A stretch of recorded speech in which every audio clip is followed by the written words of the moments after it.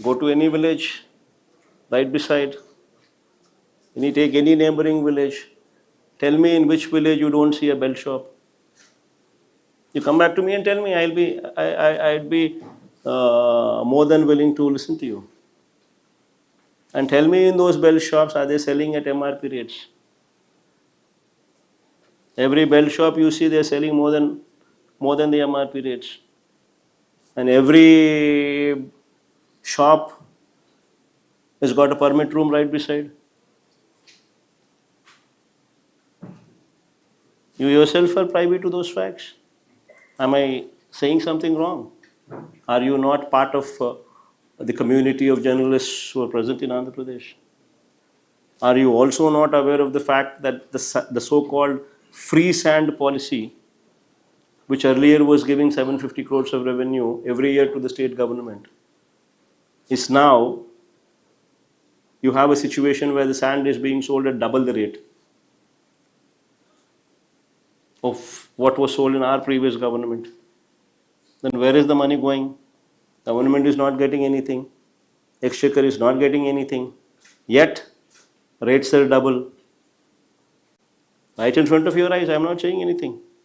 You are privy to this information. Every journalist here is privy to this information. You forget about sand alone.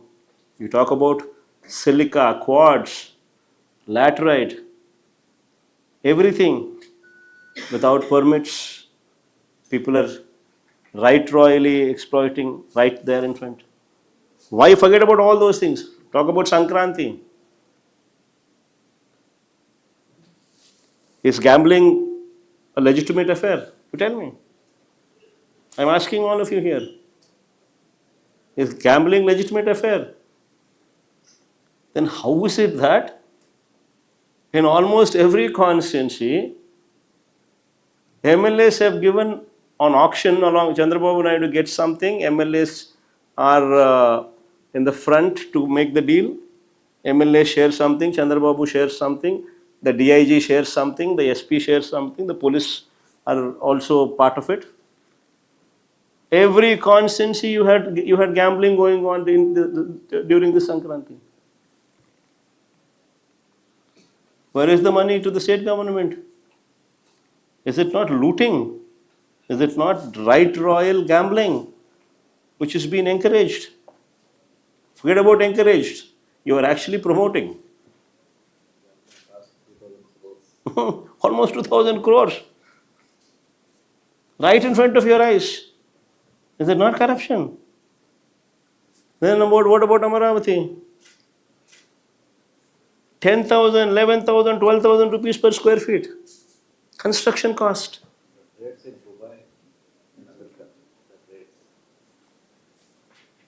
Right in front of you. You're staying in, most of you also stay in Hyderabad. Most of you also just go there, ask any real estate person who's involved in construction what the cost of construction would be. Even a 5-star accommodation with a 5-star lobby with concierge services.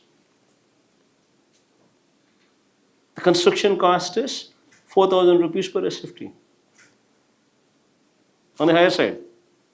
Here you are talking about 10,000, 11,000, 12,000, 13,000 SFT per rupees per SFT. Right in front of your eyes. Is it not corruption?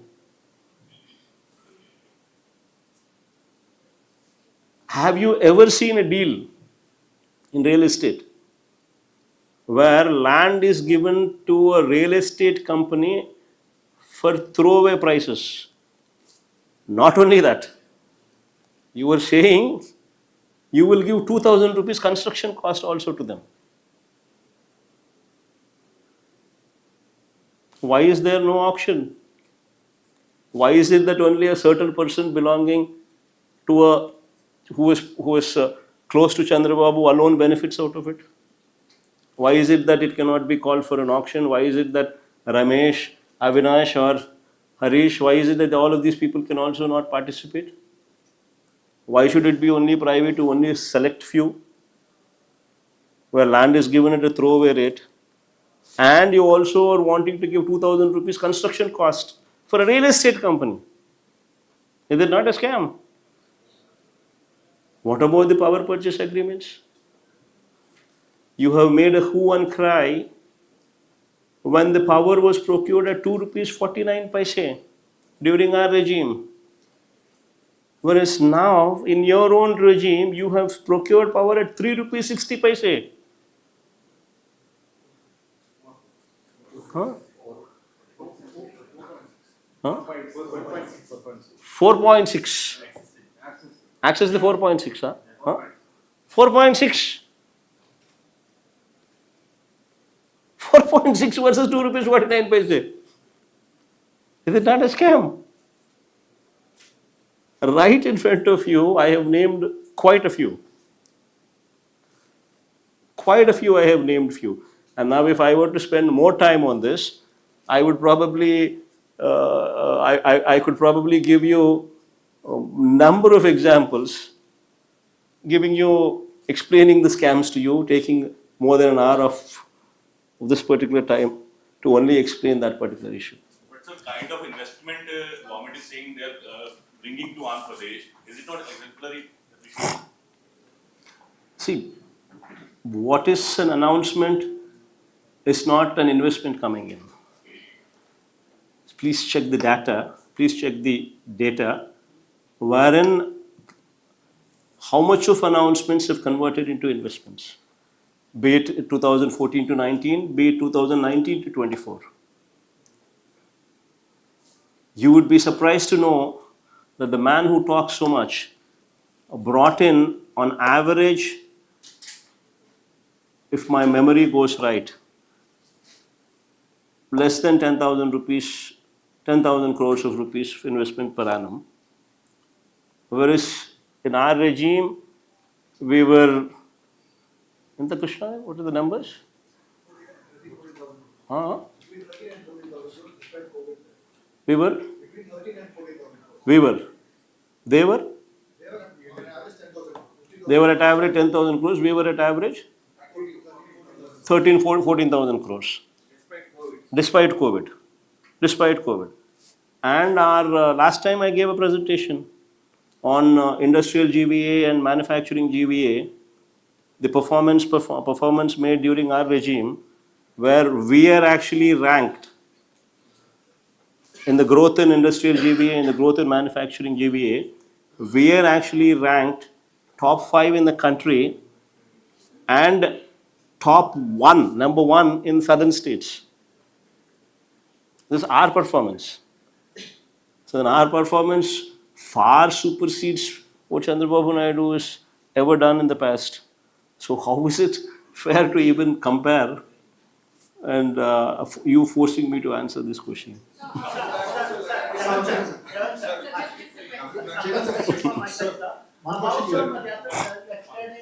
you met a few of your party workers, and you have suggested that you will further again. In fact, you will go for a Padayatra. So, if you can share some details related to your plan of Padayatra. There's nothing much to share. This is all political activity which goes on. Every political party evolves their own strategies and evolves a mass contact program. And closer we get, the closer we get, the more anti-incumbency you would see. So the moment we have a situation where anti-incumbency swells. So the last 1.5 years would be a mass contact program, wherein we would be hitting the road. This Padayatra will be longer than previous ones, sir. Any idea? Any hint? Good afternoon, sir. maybe longer.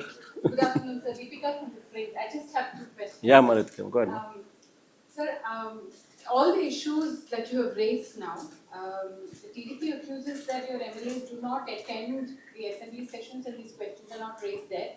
In fact, the speaker has spoken at the National Assembly Speakers Conference at Lucknow, and he's talking about requesting the Lok Sabha Speaker to introduce 2 new bills which talk about, one, not paying the any of the attendees the salaries, and the second is also to ensure that the people are able to recall all of the MLAs who've been elected. What would you say to this? In fact, we've answered these questions multiple times. This is not the first time that someone like you is asking this question, and this is not the first time that I'm answering this question. But this was brought up saying it. No. This is multiple times you ask the same question, then what is the point? We're just going to be repeating the same answer, which does not yield any result.